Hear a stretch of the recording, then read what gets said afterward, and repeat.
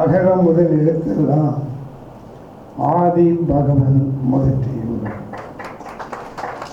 அன்னையும் பிதாவும் உன்னை தெய்வம் ஆலயம் தொழுவது சாரணம்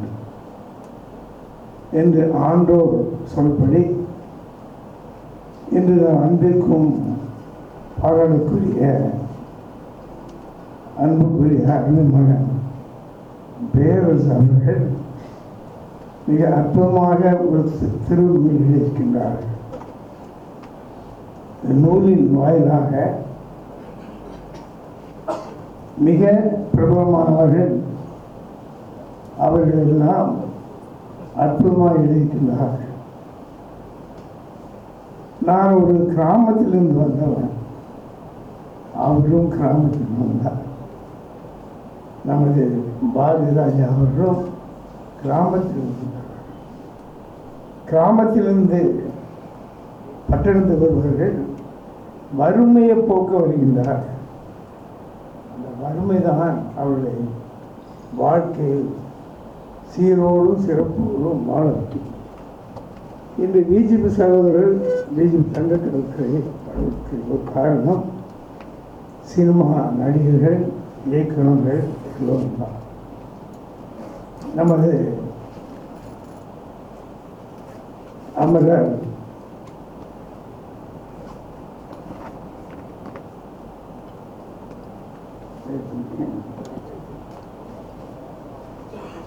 அமரருக்கு பாலச்சந்திரன் அவர்கள் முதலில் வந்து படம் எடுத்தார். அன்று சூப்பர் ஸ்டார் ரஜினிகாந்த், கமலஹாசன் அவர்கள், சுஜாதா போன்றவர்களெல்லாம் அவங்க வந்து அவர்கள் நடித்தார் என்று உச்சாணி இருக்கின்றார். காரணம் உழைக்க வேண்டும் என்ற எண்ணத்துடன் உன்னால் முடியும் என்ற நம்பிக்கையுடன் வாழ்ந்தார்கள். இன்று சேர சோழ பாண்டியனாகவும் அன்புக்குரிய அருமை இளவல் விஷால் அவர்கள் வளர்ந்து வரும் ஒரு பெரிய நடிகராக வந்து கொண்டிருக்கின்றார். அதுபோல் மேடையில் அமர்ந்திருக்கின்ற பெரியவர்களும் தேவசர்கள் வந்திருக்கின்ற அனைவருக்கும் மீண்டும் நன்றி சொல்லி, அருமையான மகன் பேரரசு ஒரு இலக்கியவாதியாகவும் இயக்குநராகவும் ஒரு தயாரிப்பாளர் இன்னும் சிறந்து வர வேண்டும் என்று பிஜேபி சகோதர சார்பில் வாழ்த்தி இறை அன்போடு என்று வாழ என்று வாழ்த்தி விடைபெறுகிறேன். வணக்கம்.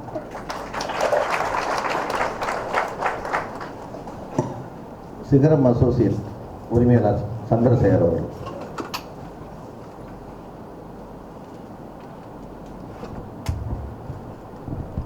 மேடையில் அமர்ந்திருக்கும் திரையுலக சகாப்தர்களுக்கும் மற்றும் மற்றவர்களுக்கும் எனது ஆரோக்கிய நண்பர் திரு பேரரசு அவர்களின் முப்பெரும் விழாவிற்கு வருகை தந்து வாழ்த்தி கொண்டிருக்கும் அனைவருக்கும் எனது இனிய மாலை வணக்கங்கள்.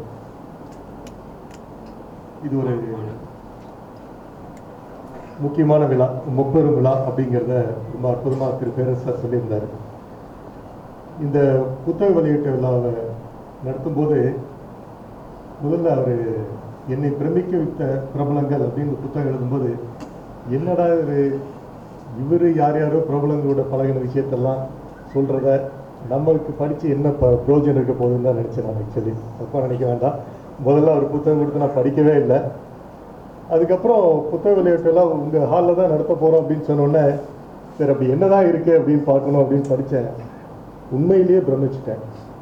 என்னென்னா, அதில் எழுதியிருப்பார் ஒவ்வொரு பிரபலங்களுடைய அவங்களுக்கு இந்த பிரபலம் ஆனதுக்கு ஒவ்வொரு முக்கியமான காரணம் இருக்கும். அவங்களுடைய கேரக்டர், அவங்க பழக்க வழக்கங்கள், அது எந்த காரணத்தினால அவங்க முன்னுக்கு வந்தாங்கிறத ரொம்ப அற்புதமாக எழுதியிருந்தார். அந்த இந்த ஒரு புக்கை படித்தாவே போதும், நம்ம ஒவ்வொருத்தரும் வாழ்க்கையில் முன்னுக்கு வர முடியும் அப்படிங்கிறத அந்த புத்தகத்தை பார்த்து தெரிஞ்சுக்கிட்டேன். அந்த புத்தகத்தில் 2 விஷயம், இந்த பிரபலங்கள் எப்படி முன்னுக்கு வந்தாங்க, அதுக்கு தனிப்பட்ட காரணங்கள் என்ன அப்படிங்கிறத பற்றி ரொம்ப அற்புதமாக பதிவு பண்ணியிருந்தாரு. அதே நேரத்தில் திரு பேரரசர் அவர்கள் சிறு வயதிலிருந்து அவங்க ஒரு வில்லேஜிலேருந்து வந்து இங்கே எப்படி ஜெயிச்சார் அப்படிங்கிறதையும் அருமையாக பதிவு பண்ணியிருந்தார். இந்த 2 விஷயத்தையும் இந்த புக்கு படிக்கும்போது தெரியுது. இதை படிக்கும்போது நிச்சயமாக நம்ம அத்தனை பேரும் வாழ்க்கையில் முன்னேற முடியும் அப்படிங்கிறத ரொம்ப அற்புதமாக அந்த புத்தகத்தில் எழுதியிருந்தார். அதனால் முதல்ல படிக்காததுக்கு மன்னிக்கவும். இந்த புத்தகத்தை கண்டிப்பாக நம்ம எல்லாரும் படிக்க வேண்டிய ஒரு அவசியமான ஒரு புத்தகம். இங்கே வந்தவங்களை பற்றி ஒரு 2 வரி மட்டும் சொல்லணும்னு ஆசைப்பட்றேன். திரு பாரதி ராஜா சார், இயக்குனர் ரம்யம், இவங்களெல்லாம் நம்ம சந்திப்போமா அப்படின்னு ரொம்ப கனவு கண்ட நாட்களில் எனக்கு திரு பேரரசு மூலமாக அவருக்கு சந்திக்கக்கூடிய வாய்ப்பு கிடைச்சது. அவருடைய குணாதிசயங்கள்லாம் பார்த்து வியந்தவங்க ஏன் இன்றைக்கும் இருக்காங்க. இன்றைக்கும் பார்த்தீங்கன்னா இன்றைக்கி வேர்ல்டில் தமிழ் சினிமா ஐக்கான்னா திரு பாரதி ராஜா சார் தான். அது யாருமே மறுக்கவே முடியாது. நீங்கள் எத்தனையோ பேர் வந்தாலும், நீங்கள் உலகத்தில் எந்த மூலைக்கு போனாலும் திரு பாரதி ராஜா சார் தான் நீங்கள் தமிழ் சினிமாவோட ஐக்கான். ஸோ அந்த மாதிரியான ஒரு லெஜண்ட் அவர் கூட ஒரு பழகும் வாய்ப்பு கிடைக்கும்போது அவருடைய நிறைய நல்ல விஷயங்களை பார்த்து வியந்தேன். அதில் ஒரே ஒரு விஷயம் எனக்கு ரொம்ப பாதித்த விஷயம், நான் படம் எடுத்திருந்தோம். நான் ஒரு திரைப்பட தயாரிப்பாளரும் கூட. நான் படம் எடுத்தப்போ அந்த ப்ரிவியூ, அவருடைய அசிஸ்டண்ட் தான் என்னோட படத்தோட டைரக்டர். அந்த படத்தோட ப்ரிவியூ பார்த்துட்டு அவர் அந்த டைரக்டரை பாராட்டின விதத்தை, அவர் அசிஸ்டன்ட் டைரக்டர் தான், அந்த ஒவ்வொரு சீனையும் சொல்லி அவர் பாராட்டும் போது இப்படியெல்லாம் பாராட்ட முடியுமா அப்படின்னு பார்த்து நான் வியந்தாது. அந்த மாதிரி இன்னொருத்தரை பாராட்ட தெரிஞ்ச கலைஞர் தான் அவர் நல்ல விஷயத்தை தர முடியுங்கிறத அவர்கிட்ட கற்றுக்கிட்டேன். அதே மாதிரி சமீபத்தில் என்னுடைய ஒரு ரெஸ்டாரண்ட் ஓப்பனிங்க்கு ஐயா தான் திறந்து வைக்கணும்னு கேட்டோம். உடனே ஒத்துக்கிட்டு திறந்து வச்சார். நான் 6 மணிக்கு ஃபங்க்ஷன் சொல்லியிருந்தோம். 5:45 வரைக்கும் அங்கே தான் இருந்தோம். எல்லாத்தையும் ரெடி பண்ணிவிட்டு எப்படி சார் வரத்துக்கு ஒரு 7 மணி ஆகும்னு சொல்லி பக்கத்தில் போனேன். கரெக்டாக 6 மணிக்கு அவர் அவர் என்ன வரவேற்றார். அந்த பங்க்சுவாலிட்டியெல்லாம் அவர்கிட்ட இருந்தால் கற்றுக்கணும். ஓகேங்களா? அதனால தான் அவங்க இந்த அளவுக்கு வளர்ந்துருக்காங்க. அப்புறம் பாக்யராஜ் சாரை பற்றி நான் சொல்ல வேண்டியதே இல்லை. அது திரைக்கதை மன்னன் அப்படிங்கிறது உலகத்துக்கே தெரியும். உதாரணத்துக்கு நான் என்னுடைய லைஃப் சொல்லணுன்னா, நான் சினிமா அதிகமாக பார்க்கறது கிடையாது. நான் பார்த்த ஒரு சில படங்களில் என்னுடைய சின்ன வயசில் இது நம்ம ஆளுங்கிற படத்தை தான் 3 முறை பார்த்தேன். அது அந்த படத்தில் பார்த்தீங்கன்னா ஆரம்பத்துலேருந்து கடைசி வரைக்கும் கிளுகிளுப்பாகவே கொண்டு போயிருப்பார். ஆனால் கடைசியில் கிளைமேக்ஸில் அடித்து எல்லாத்தையும் காலி பண்ணிட்டார். அது வேறு லெவலுக்கு போயிட்டார். அந்த மாதிரி அவரை பற்றி நான் சொல்ல வேண்டியதில்லை. இதில் கமல் சாரை பற்றி இந்த புக்கில் எழுதும்போது ஒரு விஷயத்த சொல்லியிருந்தார். ஒவ்வொருத்தருக்கும் ஒரு இடத்து பேர் சொன்னால் அந்த பேர் வரும். கோபாலபுரம்னா திரு கலைஞர் கருணாநிதி, ஓஎஸ் கார்டன்னா அம்மா ஜெயலலிதாவும் ரஜினிகாந்தும், அது மாதிரி ஆழ்வார்பேட்டைனா கமல்ஹாசன் சார்னு சொன்னார். அந்த மாதிரி இன்னைக்கு நம்ம முன்னாடி ஜென்ரேஷனும் சரி, இப்போ இருக்கிற ஜென்ரேஷனும் முருங்கைக்கால்னா அது பாக்யராஜ் சார் தான் அப்படின்னு அது ஒரு அந்த பேரை என்றைக்குமே அதை நிலைநிறுத்திட்டார். ஒரு அற்புதமான அவரை பற்றி சொல்கிறதுக்கெலாம் எனக்கு தகுதியும் கிடையாது, வயதும் கிடையாது. அதே மாதிரி டிஆர் பற்றி சொல்லணுன்னா, நான் ஒரு 5 வருஷத்துக்கு முன்னாடி அவர் மறந்துருப்பார்னு நினைக்கிறேன். பாம்பேலேருந்து வரும்போது ஏர்போர்ட்டு நைட்டு ஒரு 12:30 மணி இருக்கும். போர்டிங் பாஸ் வாங்கிட்டு இருக்கும்போது பின்னாடி திரும்பி பார்த்தா சார் நின்றுருந்தார், தனியாக நின்றுருந்தார். என்ன சார் தனியாக வந்திருக்கீங்க அப்படின்னா, அடுத்த செகண்ட் ஒரு நிமிஷம் கூட யோசிக்கல, நான் இந்த உலகத்துக்கு வரும்போதே தனியாக தான் வந்தேன்னாரு. எனக்கு மறந்துட்டேன், நான் ஒன்றுமே புரியல. அதுக்கப்புறம் அங்கே ஒரு 2 மணி நேரம், அதுக்கப்புறம் ஃப்ளைட்டில் ஒரு 3 மணி நேரம், அந்த ட்ராவல் 5 மணி நேரம் அவர்கிட்ட நான் பேசிட்டு வந்த விஷயங்கள், அவர் எத்தனை முதலமைச்சர்கிட்ட ஒர்க் பண்ணது, எதிர்த்து அரசியல் பண்ண விஷயங்கள், அவர் ஒரு என்சைக்ளோபீடியாங்க. திடீர்னு ஜாதகத்தை பற்றி பேசுறீங்கன்னா கையை பார்த்து கட்டத்தை வரைக்கும் எழுதிட்டார் அவர். அந்த மாதிரி அவர் பேசாத விஷயமே இல்லை, அவருக்கு தெரியாத விஷயமே இல்லை. அவர் பெரிய என்சைக்ளோபீடியா. அவரெல்லாம் பார்த்து வியந்துட்டேன்.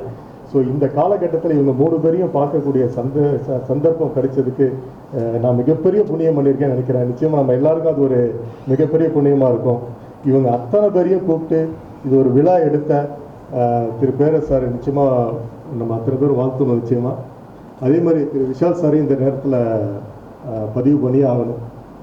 ஏன்னா இன்றைக்கி பல நடிகர்கள் ட்விட்டரில் இது ஒரு அரசியல் விமர்சனம் பண்ணுறதுக்கே பயந்துட்டு இருக்கிற காலகட்டத்தில் துணிச்சலாக சில விஷயத்தில் இறங்கி சும்மா தேவையில்லாமல் அரசியலை பற்றி பேசாமல், ஆளுங்கட்சி எதிர்கட்சியை பற்றி பேசாமல், அவர் சார்ந்திருக்கிற துறையில் அதுக்கு என்ன பண்ணணும் அப்படின்னு துணிச்சலாக இறங்கி தைரியமாக அதுக்கு உண்டான நேரத்தை ஒதுக்கி, நான் கூட அவர் ப்ரொடியூசர் சங்க தலைவராக நிற்கும்போது நான் கூட கேட்டிருந்தேன். என்னுடைய இதில் அவருடைய எதிரணியில் நான் நின்றுருந்தேன், அறிக்கை கூட கொடுத்துருந்தேன். அவருக்கு இதுக்கெல்லாம் நேரமே இருக்காது அப்படின்னு. ஆனால் இவ்வளோ விஷயத்துலையும் அவர் நடிகர் சங்கத்துக்கும் சரி, ப்ரொடியூசர் சங்கத்துக்கும் நேரம் ஒதுக்கி என்னால் இந்த இண்டஸ்ட்ரியை சரி பண்ண முடியும்னு இறங்கி வேலை செய்கிற அவர் துணிச்சலை நிச்சயமாக பாராட்டுறேன். நிச்சயமாக இனி தமிழ் சினிமாவில் அவருடைய அவரை யாரும் மறுக்க முடியாது. ஓகேங்களா? தமிழ் சினிமாவிலே வரப்போகிற அரசியல் நிச்சயமாக அவரை தவிர்க்க முடியாததாக இருக்கும். கண்டிப்பாக ஒவ்வொருத்தரை பற்றி பேசினா எனக்கு நேரமாயிடும். அதே மாதிரி இவர் நான் ராஜேஷ் சாரின்னு சொல்லணும். ஒரு நாள் அவர் வீட்டுக்கு போயிருந்தேன். எல்லோரும் வீட்டுக்குள்ளெல்லாம் புஸ்தகத்தை வச்சுருப்பாங்க, ஆனால் புஸ்தகத்துக்குள்ளே தான் இவரே இருக்கார். ஸோ அந்த மாதிரி அவர் ஒரு பெரிய ஒரு லைப்ரரி. இது அத்தனை பேரையும் இங்கே ஒன்று சேர்த்து தன்னுடைய ஆசையை நிறைவேற்றுற திரு பேரரசு சாரை பற்றி சொல்லியாகணும். ரொம்ப ஹம்பிளான ஆள். அதாவது இன்றைக்கி எத்தனையோ புது டைரக்டர் வராங்க. வந்த உடனே என்னுடைய ட்ராக் வேறு, இப்போ இருக்கிற ஜென்ரேஷனோட திங்கிங் வேறு, நாங்கள் போகிற பாதை வேறு, இவங்கெல்லாம் என்ன பழைய பஞ்சாங்கம் அப்படின்னு பேசுகிற நிறைய டைரக்டர்களை மத்தியில் நான் ஜெயிச்சேன்னா அதுக்கு இவங்கெல்லாம் தான் காரணம், இவங்கெல்லாம் இல்லைன்னா இன்னைக்கு தமிழ் சினிமாவே கிடையாது அப்படின்னு சொல்லிட்டு அந்த பழசை நினைக்காம அவங்களுக்குள்ள அவர் எழுதியிருக்கிற புக்கில் ஒவ்வொருத்தரை பார்த்து வியந்து அவங்களுக்கு செய்ய வேண்டிய மரியாதையை பரிபூர்ணமாக செஞ்சிட்டு இருக்கிறார் திரு பேரரசு. நிச்சயமாக அவருக்கு இதுக்காக ஒரு மிகப்பெரிய வாழ்த்துக்கள். ஒவ்வொரு விளையாட்டுலேயும் ஆரம்பத்துலேருந்து கடைசி வரைக்கும் போகும்போது நடுவில் ஒரு பிரேக் இருக்கும். அந்த பிரேக்கில் அவர் இருக்கார். செகண்ட் ஹாஃப் தான் வெற்றி தோல்வியை நிர்ணயிக்கிற ஒரு கட்டம். அந்த காலகட்டத்தில் நிச்சயமாக திரு பேரரசு சார் இந்த 2வது ரவுண்டில் ஒரு மிகப்பெரிய வெற்றி பெற அந்த ஆண்டவனை வழிபட்டு பிரார்த்தித்து எனக்கு வாய்ப்பு கொடுத்த அத்தனை பேருக்கும் நன்றி கூறி விடைபெறுகிறேன். நன்றி, வணக்கம்.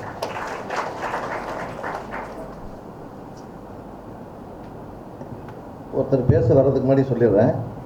நேற்று தயாரிப்பாளர் சங்கத்தோட அவசர கூட்டம் நடந்தது. ஸோ அந்த இடத்துல ஒரு மிகப்பெரிய ஒரு பிரச்சனை எழுங்கிற நேரத்தில் அதை அழகாக சாதுரியமாக டீல் பண்ணி முதல்ல எல்லாரையும் டியூன் பண்ணார் ஒருத்தர், அவர் ஆர்கே செல்வமணி. அதுக்கப்புறம் விஷால் சார் பேசினார் பாருங்க. பேசி என்னென்ன இருக்கோ ஸ்பாட்டு முடிவெடுத்து பண்ணார். ஸோ அதுக்காக தான் ஒரு நடிகர் சங்க செயலாளராகவும் தயாரிப்பாளர் சங்க தலைவராக இருக்கிறார்னு நினைக்கிறேன். அதே சமயம் நானும் ப்ரொடியூசர் கவுன்சிலில் பொருளாளருக்கு போட்டிக்கிட்டேன். பொருளாளர் போட்டிக்கும்போது ஒருத்தர் 2 பதில் இருக்கக்கூடாதுன்னு சொன்னாங்கன்னு சொல்லி அது சின்ன சர்ச்சையெல்லாம் வந்துச்சு. நான் பிஆர் வேணிலையும் பொருளாளராக இருந்தேன். என் பதவியை காப்பாற்றி கொடுத்தவர் விஷால் சார் அவர் தான். அதனால் அதுக்காண்டி அவர் பேச கூப்பிடல, அவர் பேரரசு சாரை வாழ்த்தி பேசுவார்.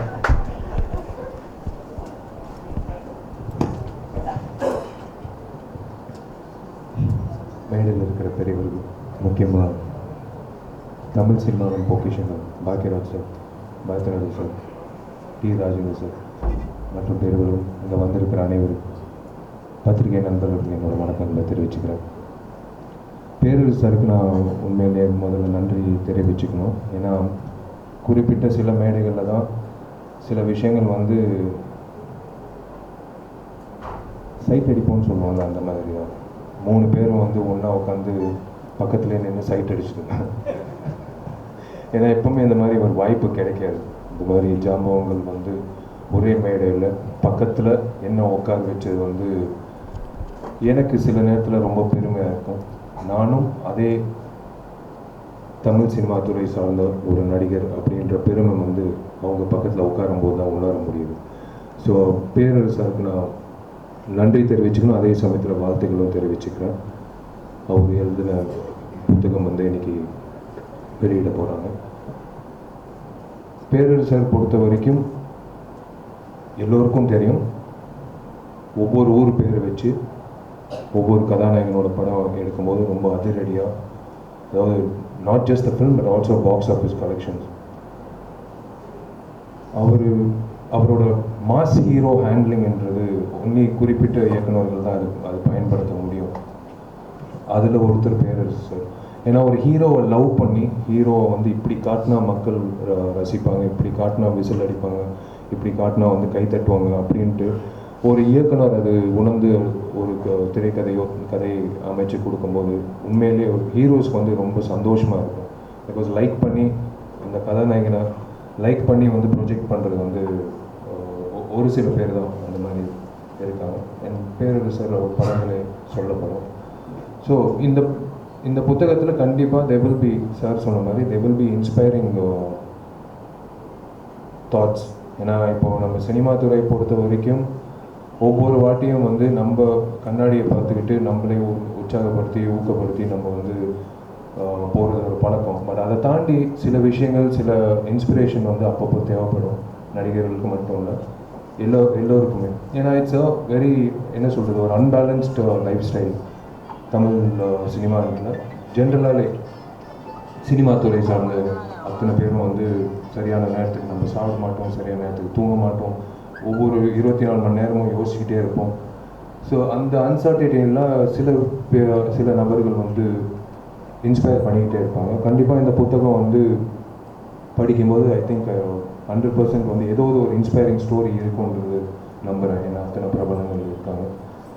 So thank you Perarasu sir, all the very best. Sorry, இன்னைக்கு 9:30 ஷூட்டிங், நைட் ஷூட்டு. ஸோ அதனால தான் ரிக்வெஸ்ட் பண்ணேன். எனக்கு இந்த 1 மணி நேரம் அவங்க திருவாரூர் போகிறதுக்கு. ஸோ அதான் ரிக்வெஸ்ட் பண்ணேன். அண்ட் எனக்கு ஒரு ஆசை என்னென்னா, நான் பாக்கியராஜ் சாரோட நடிச்சிட்டேன், பாரதிராஜா சாரோட நடிச்சிட்டேன். எனக்கு அந்த வாய்ப்பு மிஸ் ஆயிடுச்சு டி ராஜேந்தர் சாரோட நடிக்கிறது கவன் படத்தில். பட் எனக்கு கண்டிப்பாக சாரோட நடிக்கிறதுக்கு ஒரு வாய்ப்பு கிடைக்கும் நம்புகிறேன். ஏன்னா இது வந்து எங்கள் அப்பா அம்மா ஒவ்வொரு வாட்டியும் சார் வந்து கிராஸ் ஆகிட்டு போயிட்டே இருப்பார். பயங்கர ஸ்பீடாக நடந்து போவார். இந்த ரிசப்ஷன்லேயோ இல்லை எங்கிட்டயாவது ஃப்ரெண்டோட கல்யாணத்துலேயோ.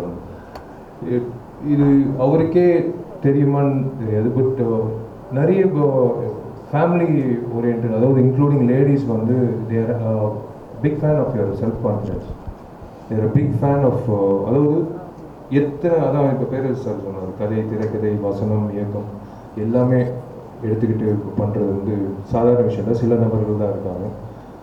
அதில் வந்து சார் வந்து it's like he's been inspiring. இப்போ வரைக்கும் அவர் இன்ஸ்பயர் பண்ணிகிட்டு இருக்காரு. அண்ட் இந்த மூணு ஜாம்பவங்கள் 100 வருஷம் வரைக்கும் சந்தோஷம். நாட் நீங்கள் மட்டும் இல்லை, எல்லோரும் இங்கே இருக்கிற அத்தனை பேரும் 100 வருஷம் நல்ல ஆரோக்கியமாக should be there for the industry.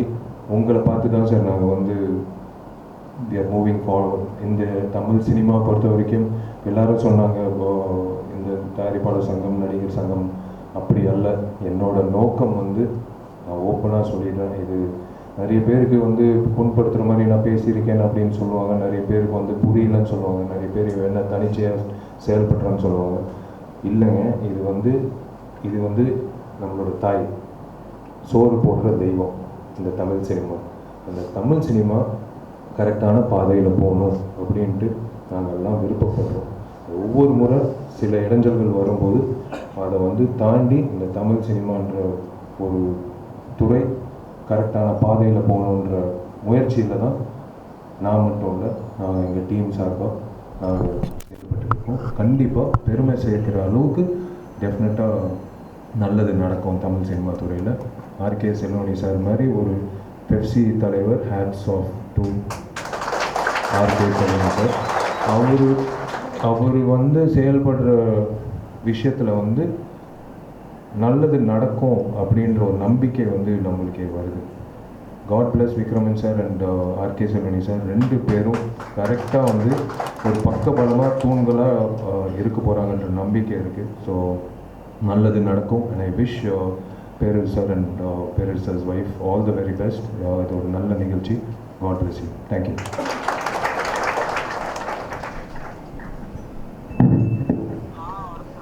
நான் இவர் கூட கம்பேர் பண்ணும்போது மைக்கு உயரம் கூட இல்லை. அடுத்ததாக பேரரசு அவர்கள் எழுதிய என்னை பிரமிக்க வைத்த பிரபலங்கள் புத்தகத்தை வெளியிடுவதற்கு பாக்கியராஜ் அவர்களை கேட்டுக்கொள்கிறோம். பெற்றுக்கொள்ள டி ராஜேந்திரன் அவர்களை பெற்றுக்கொள்கிறோம். மேடையில் உள்ள அனைவரும் புத்தகத்தை பெற்றுக்கொள்வார்கள்.